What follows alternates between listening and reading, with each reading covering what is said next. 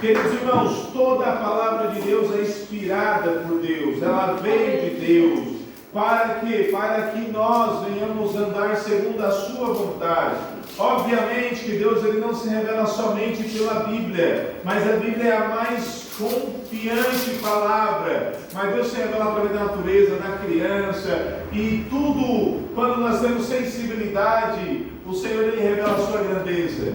Só que a Bíblia é a mais garantida, é a mais confiante palavra. Claro que se você não souber estudar e ler a Bíblia, ela pode complicar ainda a sua fé. Então, nós devemos sempre procurar a orientação do Espírito Santo de Deus. Para quê? Para que a vontade do Senhor se realize na nossa vida de forma plena. Por quê? Porque se não tivermos a direção do Espírito Santo, nós não viveremos a promessa. Nós não viveremos a vontade de Deus. Nós apenas vamos existir igual uma folha seca, igual a espuma do oceano. Nós só passaremos por essa terra, viveremos igual uma pessoa, igual uma molécula, igual um ser humano sem propósito, e um dia morreremos e não cumpriremos a vontade de Deus, não cumpriremos o nosso legado, o nosso propósito, não usufruiremos do melhor dessa terra, teremos uma vida infeliz e morreremos de forma infeliz, deixando um legado infeliz. Mas se nós dermos ouvidos à voz do Senhor, a orientação dada por Deus através da palavra, através da natureza, através das demais ciências, através do sofrimento, através da alegria, através do nascimento, através da morte, nós viveremos a totalidade da promessa. Nós seremos abençoados. E aonde nós botar a planta do nosso pé, o Senhor nos abençoará. Aonde colocar as nossas mãos, o Senhor nos abençoará. Bendito seremos nós na entrada, bendito seremos na saída, bendito o fruto do nosso ventre, bendito o fruto da nossa terra. Mas é necessário abrir os nossos ouvidos. Glória a Deus, aleluia. Por quê? Porque Deus nos vê. E Deus tem os seus ouvidos abertos. João, na ilha de Patmos, o apóstolo do amor, o último apóstolo que morreu de forma natural. Ele teve uma visão e ele escreve à igreja da Ásia, as 7 igrejas da Ásia. Nós lemos apenas uma carta escrita a uma das igrejas. Preste atenção por essa carta, porque essa carta é para mim também, é para você também, é para a igreja. Essa carta aqui não é para o mundo lá fora. O apóstolo João não está orientando o mundano, o ímpio, o descrente, o ateu, o desviado. Está orientando a igreja, aquela que se diz cordeiro, aquela que se diz noiva do cordeiro, aquela que se diz santa, aquela que se diz escolhida. Ele está orientando aquele que quer morar no céu. E ele começa dizendo que o Senhor vê as nossas obras. Irmão, se tem uma coisa que ele repete às 7 igrejas, eu conheço as tuas obras. O soberano, o eterno, o grande, o testemunha fiel e verdadeiro. Conheço as tuas obras. Engraçado que ele não escreve como uma segunda pessoa. Jesus conhece as tuas obras. O Espírito Santo conhece as tuas obras. É o próprio Jesus falando aqui. Eu conheço. Eu estou vendo. É Deus que está vendo, é Deus que conhece, é Deus que esquadrinha o coração do ser humano. Então essa carta, a palavra de Deus é direta para a igreja. Não tem interminente, não tem uma quebrada. É direto do céu para a igreja. Então tem que ter ouvidos atentos, olhos atentos, o coração aberto, uma mente atenta. Por quê? Porque senão nós vamos ser igual a espuma do mar, igual a folha seca. A vida vai passar e não vamos viver a promessa. Então, Deus conhece as nossas obras. Irmão, isso para nós é uma bênção ou uma maldição? Eu chegar para você e dizer, Deus te viu hoje durante o dia inteiro. Não é novidade. Tu sabe disso, eu sei disso. Mas isso assusta ou isso alegra? Para uma pessoa que vive no pecado, isso assusta. Porque a gente, nós seres humanos, nós temos o hábito de pecar escondido e apontar no público. Lá está o irmãozinho pecando escondido, no banheiro, no quarto, no motel, no bar, onde ninguém vê, na cidade vizinha, está lá pecando. Daí o público está apontando. Mas o mesmo Deus que vê no público, Vê lá no particular também. Vê lá no oculto também. Deus, ele esquadrinha, Deus, ele está vendo o que você está pensando. Isso é coisa séria. É clichê. Eu ouço isso todo dia. Mas atentamos, vamos nos atentar a isso. É assustador ou é uma bênção? Deus me viu chorando. Glória a Deus, isso é bom. Mas e se Deus te viu pecando? E se Deus te viu usando droga? E se Deus te viu adulterando? E se Deus te viu mentindo? E se Deus te viu omitindo? Mas Deus também, Ele te viu passando a luta, passando a prova, te viu tentando melhorar, te viu tentando sair do pecado, te viu tentando ser melhor, tentando se esforçar, tentando viver a promessa. Sabemos nós que Deus está nos vendo nesse momento. E não só aqui, o Senhor vai nos ver eternamente, até depois da morte. Antes de nós nascer, Deus já nos via. Vivemos, Deus nos vê. Morreremos e Deus vai nos ver. Deus vai nos acompanhar eternamente, seja no lago de fogo do inferno, ou no céu, no paraíso, na mansão celestial. Deus nos vê. Aleluia, Jesus. Deus não tem como se esconder dele. Vai no oceano, vai no deserto, Deus está em todo lugar. Por isso que a Bíblia diz 360 vezes, 365 vezes, não temas. Não temas. É um não temas para cada dia. Por quê? Porque Deus está vendo. Deus está vendo quando a dispensa está vazia. Deus está vendo quando você está na luta. Deus está vendo quando você está na bonança. Deus está vendo quando você está sendo abençoado. Por isso Ele diz, não temas. Por quê? Porque se nós estamos na vontade dEle, Ele não nos abandona. Ele vai com a sua mão forte e nos guarda. Ele vai com a sua mão poderosa e nos guarda, nos protege, nos abençoa. Então o apóstolo vai dizer para a igreja que Deus está vendo, que Deus conhece as obras. E essa igreja aqui em específico, talvez não seja o caso dos irmãos aqui, neste momento, mas em algum momento da nossa vida a gente já fez isso. Era morno. O que é uma igreja morna? É uma igreja, é um irmão, é uma irmã que relativiza a verdade. Sabe aquela igreja que tudo pode? Sabe aquele irmão que tudo pode, tudo é ponto de vista, depende, essa é a tua opinião, mas a verdade ela é absoluta, 1 mais 1 é 2, quem não se arrepende vai para o inferno, não tem como relativizar isso, não tem como aceitar isso, quem é adúltero, quem é fornicador, quem é anticristo, não vai ter parte com Deus, quem blasfema contra o Espírito Santo, quem não perdoa o seu irmão, não vai ser salvo. Mas essa igreja aqui estava relativizando. Depende. Vamos receber a todos e vamos deixar como estão.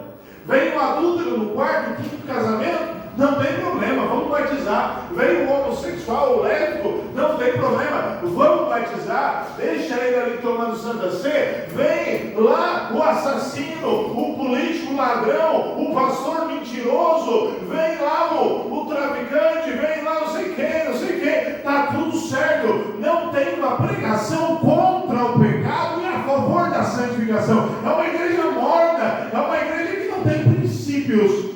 É uma vida que não tem princípios, não tem caráter. E uma pessoa assim é vomitada da boca de Deus. Deus não tem parte, Deus não se agrada. Por quê? Deus chamou cada um, diga comigo, Deus me chamou. Deus me chamou com propósito. com propósito.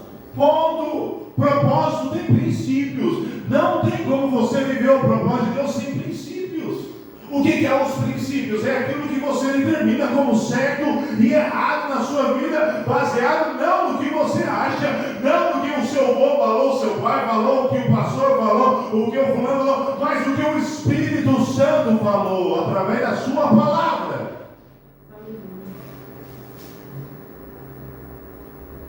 Se nós não apresentarmos a Deus uma vida com princípios e não sermos fiéis a Ele, nós seremos mornos. E o que é uma pessoa morna? A pessoa que está tudo bem, relativiza a verdade. É uma pessoa com caráter líquido. Na minha frente é um, na casa é outro. Pastor abençoado na igreja, em casa bate na esposa. Esposa abençoada na igreja, em casa bate no esposo. esposo tem a língua grande, fofoqueira, trapaceira, mentirosa, adulta, e tudo de ruim. Daí depende da pessoa que ela conversa, ela bota uma capa. Opa, agora eu vou conversar com o prefeito. Tadã! Ah, agora eu vou conversar com o pastor. Tadã! Ah, agora eu vou pro bar. Tadã! Ah, agora eu vou pra balada. Tadã! Ah, agora eu vou conversar com alguém. Tadã! Cada pessoa ela bota uma capa, ela bota uma máscara, ela concorda com tudo, porque ela quer se dar bem com todo mundo. Falsa, hipócrita, sem caráter, morno.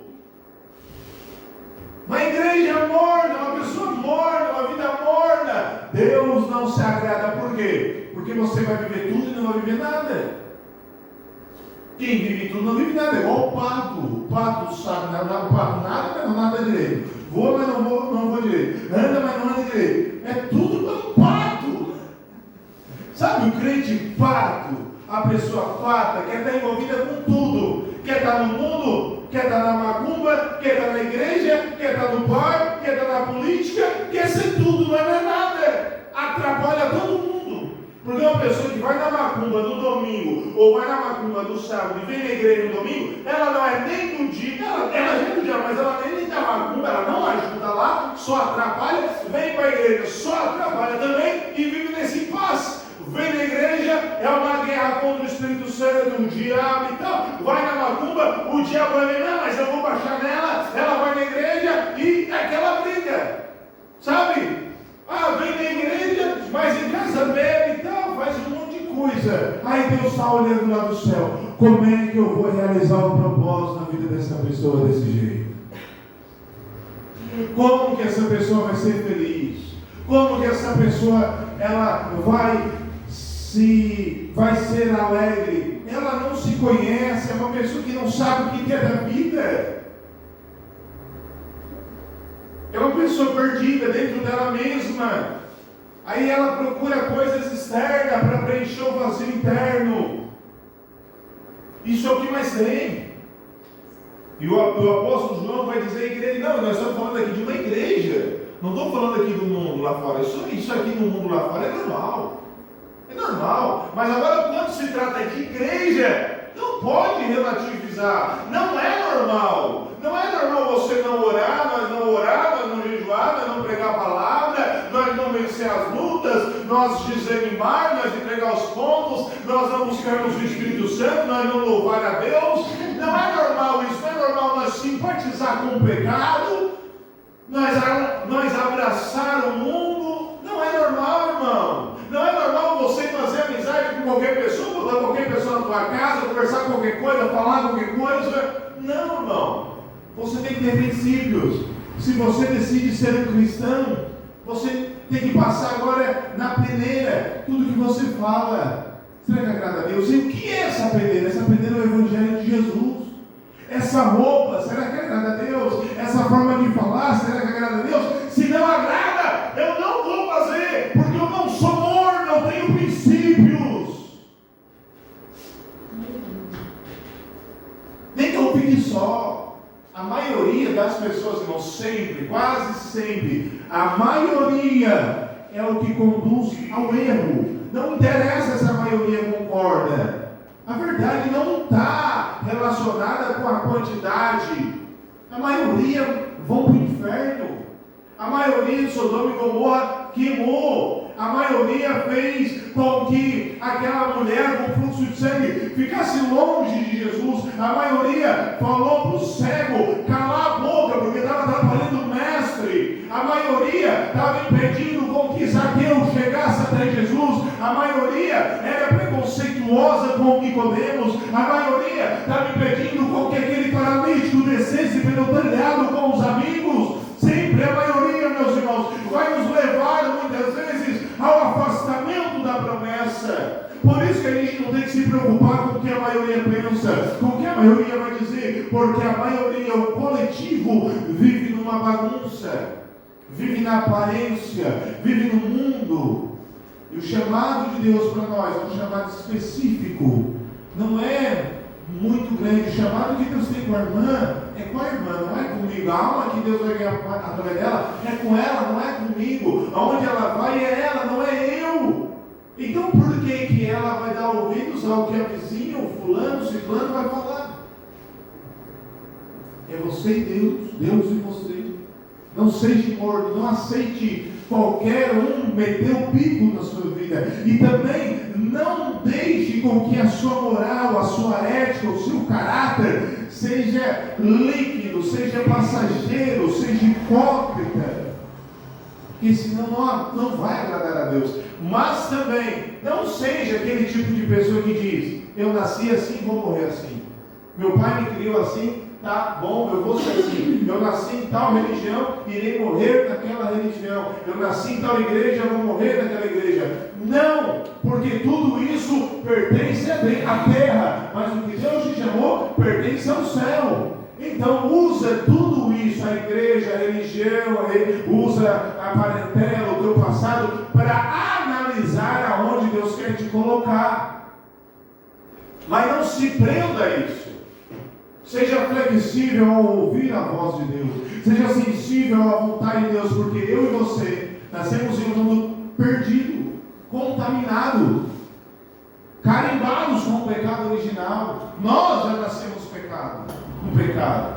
Então nós temos que nos desprender de tudo isso. Temos que nos desprender do que os pais falaram, os avós falaram, tudo que passemos pela nossa vida, desprender sobre a religião, desprender do mundo lá fora, para então viver o transcendente, o divino, o espiritual, o invisível de Deus na nossa vida.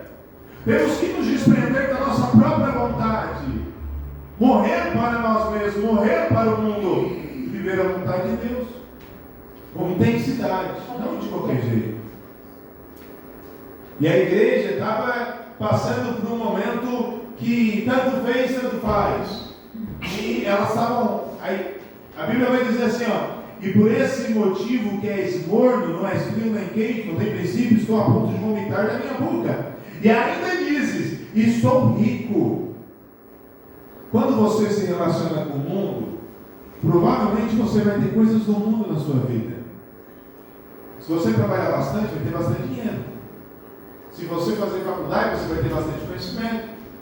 Se você for uma pessoa bem envolvida na política, você vai ser envolvido na política. Se você se envolver com qualquer coisa lá fora, você vai estar envolvido. Então a igreja abriu a porta para o mundo. Vamos receber a todos. E todos tragam o quê? O dinheiro. Vamos construir um templo grande. E lá estava a igreja, um templo gigante. Imagina uma igreja grande, cheia de gente, ar-condicionado, bancos estofados, um púlpito gigante que roda, um altar gigante com bancos estofados, tudo lindo, maravilhoso, os pastores tudo com os melhores ternos do mundo, com as melhores oratórias, com a melhor formação teológica do mundo, e todo mundo ali robusto, uma igreja com coral, uma igreja com banda, uma igreja com apresentações, com ministério de dança, ministério de crianças, e uma igreja toda linda, formosa, que ajudava os pobres, que fazia caridade, uma igreja que formou alunos, criou escolas, hospitais, uma igreja que evangelizou a cidade inteira, e todo mundo ia naquela igreja, e os pastores, os membros, todo mundo falava: a gente é rico, tudo que precisa a gente tem. Aí chega João e diz: tu é pobre, cego, impuro, miserável, pecador. Tudo isso não passa de um vazio, do ego, de uma mornidão, de um mundanismo. Pertence à terra e todo mundo vai ficar na terra, aqui, porque vocês não têm o céu. Olha só, irmão, que choque! Que choque! Já pensou nós escrever uma carta dessa e mandar lá para a sede mundial nessa situação? Já pensou eu receber uma carta dessa? Meu Deus, o que eu estou fazendo aqui se eu não estou pregando o céu? Eles estavam fazendo exatamente o contrário do que eles pensavam que estavam fazendo, vendo uma ilusão. Será que eu e você também muitas vezes não estamos assim? Por falta. Olha só, irmãos, aí João vai dizer o que estava faltando para eles. Vamos acompanhar o texto. Portanto, olha só, estou rico, conquistei muitas riquezas e não preciso de mais nada. Contudo, não reconheces que és miserável. Não reconheces o ego, o orgulho. O orgulho, irmão, nos cega. Só vive a graça quem se esvazia de si mesmo. E só se esvazia de si mesmo quem olha para si e diz: quão miserável homem que sou! Quão pecador dependente da graça de Deus que eu sou! Sou cego, sou nu, sou o principal pecador dessa terra, como disse o apóstolo Paulo. Mas enquanto vivemos naquele ego, tem pessoas que você vai conversar, a oração dela nunca é pedindo perdão. Tem pessoas que você vai ver, são extremamente religiosos, mas ser religiosos não é ser espiritual. Uma pessoa religiosa é aquela pessoa que está mais focada na aparência, mas pouco na essência. Uma igreja religiosa é uma igreja com aparência de igreja, mas não tem o dono da igreja, não tem a palavra do dono da igreja sendo ministrada. Será que nós não somos assim, irmão? Se somos, temos que fazer o que o apóstolo nos orientou. Portanto, ofereço-te este conselho. Olha só o conselho. Lembra, esse conselho não é de algum apóstolo. Esse conselho não é meu, esse conselho é de Jesus, de Deus, para essa igreja. Eu ofereço esse conselho, 2 pontos. Adquire de mim ouro refinado no fogo. A verdadeira riqueza adquire de quem? De Jesus. A verdadeira riqueza, Jesus não está dizendo, é lá no templo de Salomão, é lá no monte, é lá no tabernáculo, é lá no meio do mato. Não, é de mim. A verdadeira riqueza vem de mim, de Cristo. E eu estou onde? Onde tem um verdadeiro coração arrependido, onde tem um verdadeiro adorador. Busca de mim a verdadeira riqueza. E qual é essa riqueza? É aquilo que a traça não corrói, o ladrão não rouba e não mina, o tempo não desvaloriza. É eterna, é a riqueza da salvação, é a riqueza de ser cheio do Espírito Santo de Deus. É a maior riqueza que o ser humano pode ter, meus irmãos. Não é ter grandes templos, ter carro, ter casa, ter eterno, ter conhecimento. Tudo isso é muito importante e serve para que a boa vontade de Deus se realize na nossa vida. Sim, com certeza. Mas esse não é a base. A base é o ouro refinado de Deus, Jesus, o Espírito Santo. E o que mais? Busca a verdadeira riqueza, a fim de que te enriqueças, roupas brancas, santidade, irmãos, para que possas cobrir tua vergonhosa nudez. O ego nos deixa cego. Lembra de Adão e Eva quando pecaram, se cobriram com folhas de figueira, querendo esconder o pecado através de folhas. Não vamos esconder a sujeira debaixo do tapete. Vamos confessar o pecado. Ter conhecimento e consciência do pecado traz libertação. Então, quando a gente for orar, seja específico em confessar. Deus, hoje eu menti. Eu menti assim, assim, assim, assim, assim. E eu não me orgulho disso, eu me envergonho, eu me perdoo. Deus, hoje eu fiz isso, aquilo, outro. E fala, escreve, seja específico, mostra para Deus. Eu me envergonho, eu não quero ser assim. Não me chamou para ser assim. Tu me criaste com um propósito que não é esse. Mas o pecado está dentro de mim, ele é mais forte que eu. O apóstolo Paulo falou isso. O bem que eu quero fazer, eu não consigo. Eu queria ser um cristão melhor, eu queria ser um pregador melhor, eu queria ser um homem de Deus, uma mulher de Deus, mas eu não consigo. E o mal que eu não quero fazer, adulterar, mentir, fornicar, esse eu acabo fazendo todo dia, toda hora. Deus me liberta de mim mesmo. O apóstolo Paulo nos ensinou isso, a Bíblia nos ensinou isso. E quando nós fizermos isso, meus irmãos, nós estamos esvaziando de nós mesmos. Você vai estar dizendo: Jesus, me enche com o teu Espírito Santo, porque eu não posso vencer, mas em ti eu tudo posso, naquele que me fortalece. Eu consigo vencer o vício, eu consigo vencer a ansiedade, eu consigo vencer a depressão, eu consigo vencer a doença, eu consigo vencer a morte, e ainda que eu morra, morrer é ganho e viver é Cristo. Bate palma para Jesus.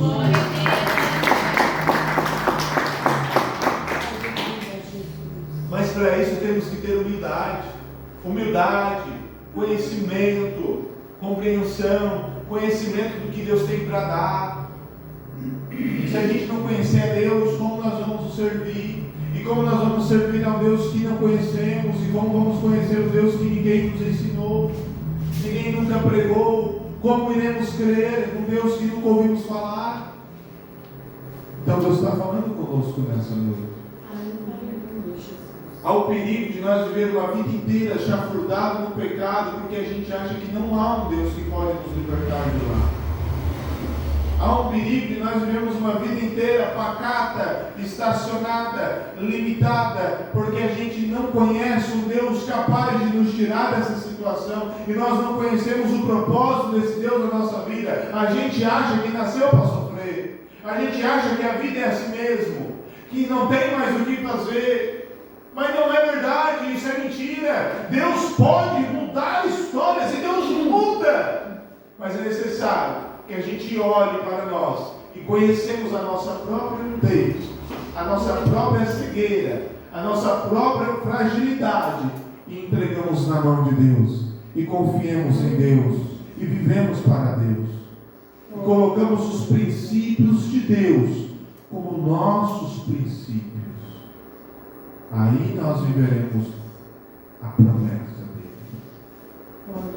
E João vai dizer: compra ouro, a verdadeira riqueza, bota a roupa branca para esconder a vergonhosa nudez, e compra mais uma coisa, o que é? Colírios para os olhos, para que vejas. Colírios, irmãos, abre os olhos. O diabo quer cegar nós, irmãos. O mundo quer cegar nós, quer nos acostumar, quer nos limitar, quer nos forjar a viver de uma forma caída, miserável, enfraquecida, limitada. Mas nós servimos a um Deus que tudo pode fazer, irmãos. Nós servimos a um Deus que diz para nós: não se preocupeis com o dia de amanhã, não andeis ansiosos, não sejais ignorantes acerca dos que dormem, ao dos que morrem. Olha só a grandeza de Deus. Não se preocupa com amanhã, não se preocupa com ontem, não se preocupa com hoje, não se preocupa com a morte. Descansa, confia em mim, que eu vou prover, eu sou o bom pastor. Mas isso precisa do quê? Do colírio. Que os nossos olhos se abram, que nós se liberte de toda mentira, de todo pecado, de toda condenação, de todo cansaço. Jesus diz: você que está cansado, oprimido, desanimado, angustiado, venha a mim, e eu vos aliviarei. Tomai sobre vós o meu jugo e aprendei de mim, que sou manso e humilde de coração, e encontrareis paz e descanso para as vossas almas, porque o meu jugo é suave e o meu fardo é leve. Aleluia! Jesus nos convida a ir a Ele, a comprar dele de graça, pela graça, ouro refinado no fogo, vestes brancas que tampam a nossa nudez, e colírios que abrem a nossa mente, que abrem os nossos olhos para o que verdadeiramente importa, que enxerga além do pecado, que enxerga além do dinheiro, que enxerga além do vício, que enxerga além da doença, que enxerga além das crises, que enxerga além do mundo, que enxerga além do pecado, que enxerga além da condenação. Deus nos chamou para nos dar uma visão divina, espiritual, que é eterna, com um peso eterno de glória. Então enxergue além, vá além, vença as barreiras, ultrapasse as fronteiras, derrube os gigantes, vença os inimigos e sirvamos a Deus. Glória a Deus.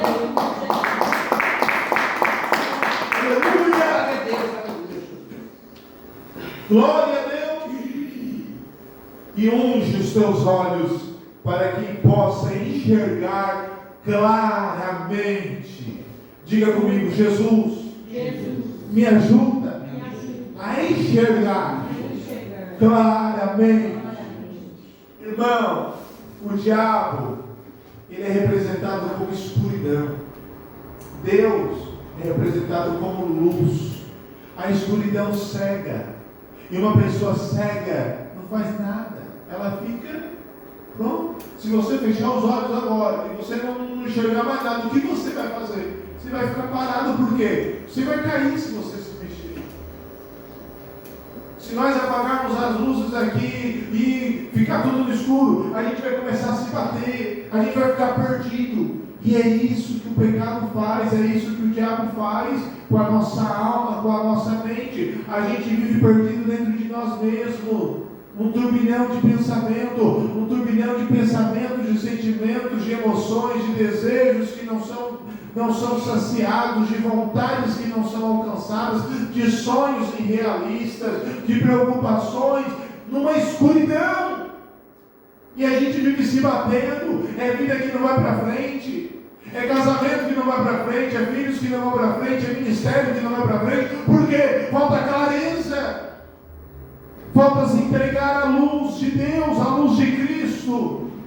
Deus está nos convidando nessa noite para sair da escuridão.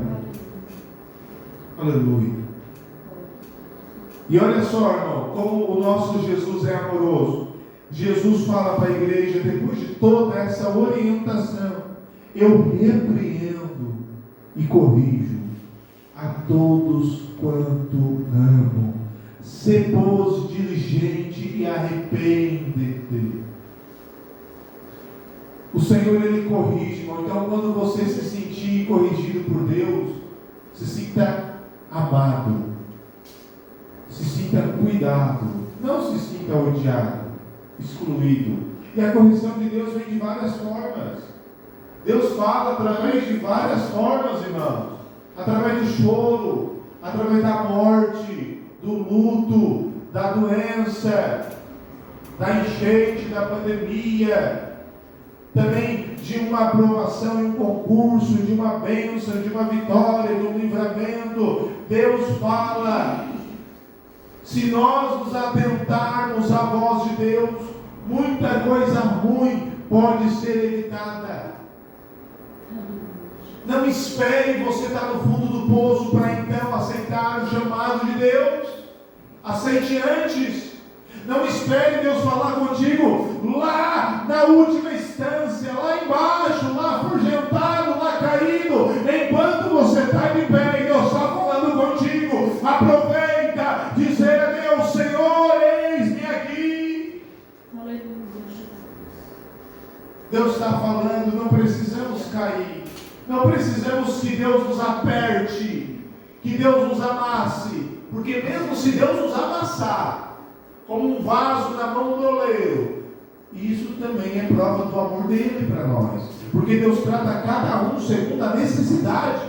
Para os mais teimosos, Deus trata com mais firmeza. Para os mais enraivecidos, sabe, aquele filho desobediente, o castigo, a correção é maior. Agora, para aquele filho que, Deus falou, amém.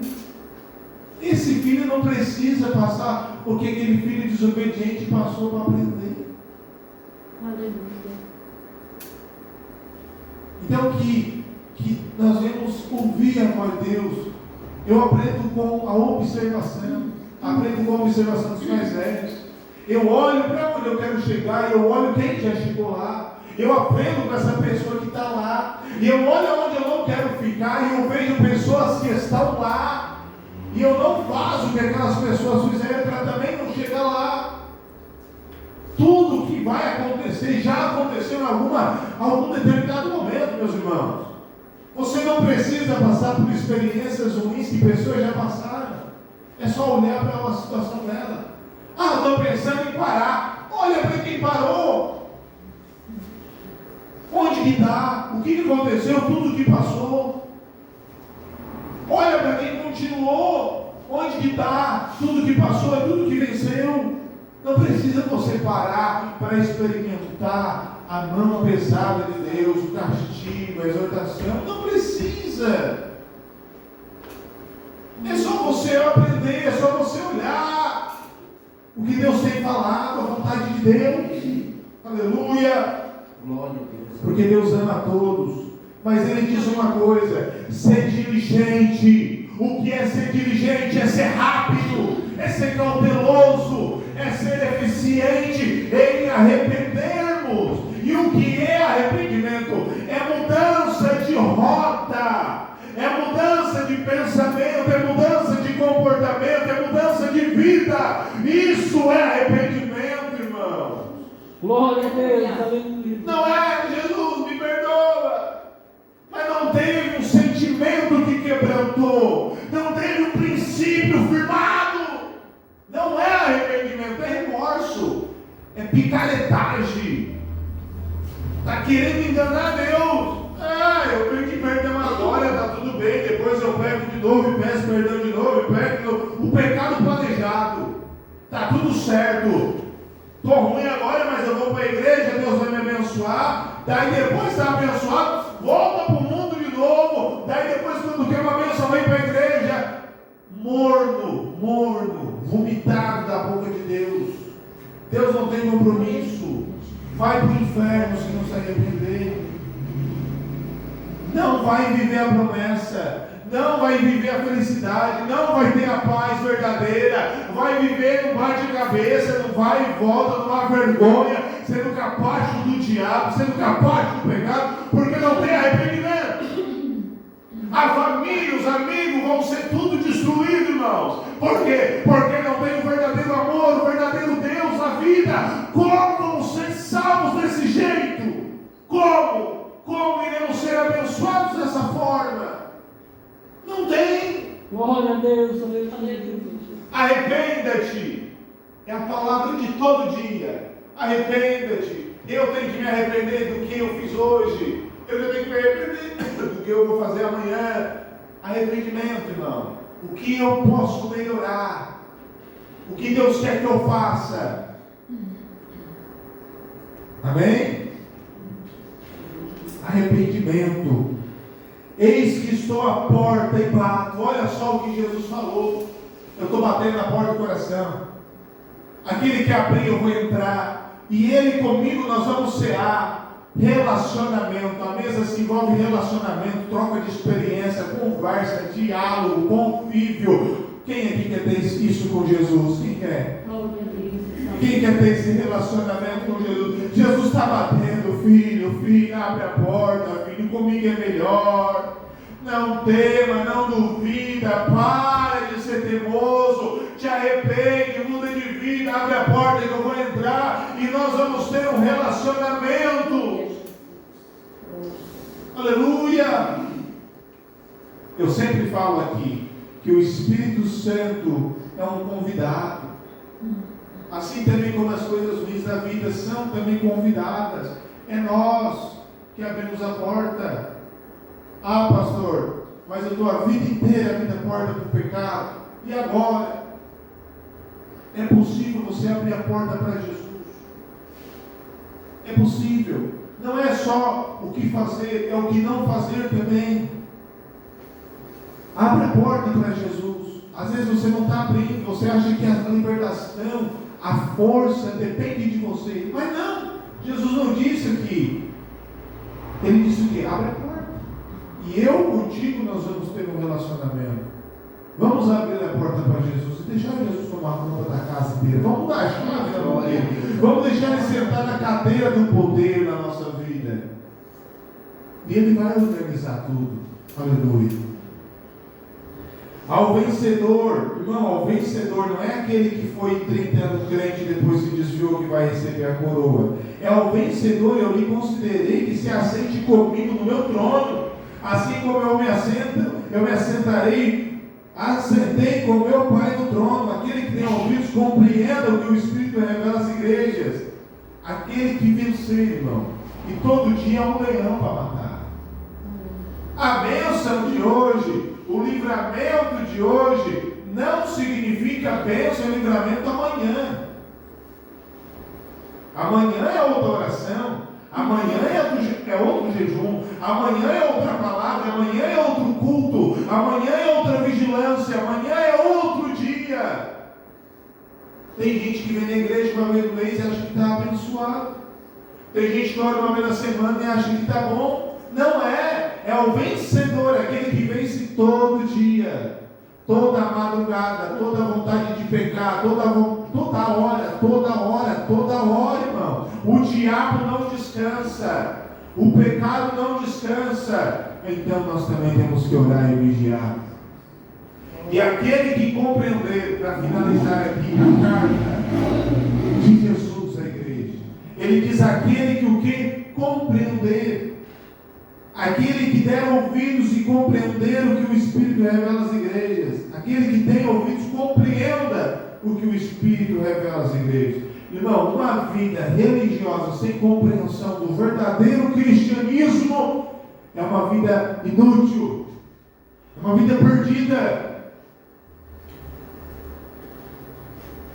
Nós temos que compreender a nossa fé. A razão e a fé tem que andar junto. Tem gente que diz: a letra mata. Não, a letra é de Moisés. A velha aliança manda matar. Adulterou, apedreja. Roubou, vamos matar, tal. Por isso que a letra mata. A letra é a lei de Moisés, não o conhecimento. A Bíblia diz agora: compreenda. Aquele que tem ouvidos, entenda. Você tem que entender o que eu falei aqui. Você tem que entender a pregação. Não é só um monte de grito, não é um passe de mágica, não é, irmão, só emoção, só sentimento, mas é compreensão, é razão, para que então você venha colocar na prática. Ninguém pratica o que não entende. Nós vamos ser como os debilóides, para ficar louco tem a droga. Glória. Né? Não precisa de mais um negócio para deixar as pessoas loucas. O Evangelho de Cristo, ela é consciência, é loucura para os mundos. Para o mundo é loucura. Por quê? A sabedoria dele consiste no mundo terreno. A sabedoria de Deus consiste no mundo eterno divino. Por isso que uma é loucura para a outra. Para nós, a sabedoria do mundo é loucura, porque é passageira. Mas a nossa sabedoria para eles é loucura, porque não é focada aqui, é focada no céu. E a gente tem que entender que o nosso